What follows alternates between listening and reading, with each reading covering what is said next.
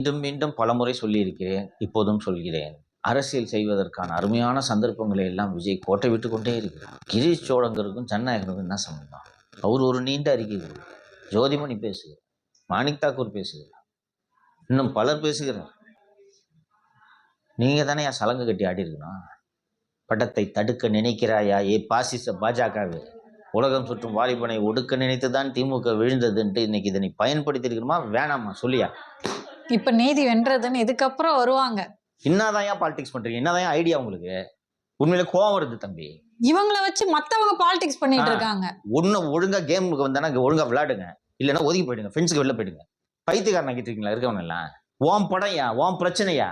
இதை கூட யூஸ் பண்ணலன்னா நீ என்னதான் அரசியல் பண்றீங்க? நீங்க ஒரு சினிமாவை பார்த்து அஞ்சுது பாஜக சொல்லலாம்ல. நான் சொல்ற விஷயத்த நீ அஞ்சுறீங்க பாஜக பார்த்து. அடுத்துக்கு ஏதாவது சவுண்டு கொடுத்தோன்னா 12ஆம் தேதி சாயங்காலம் வரைக்கும் உட்கார வச்சிருவாங்க. எதுக்கு? அமைதியாரு.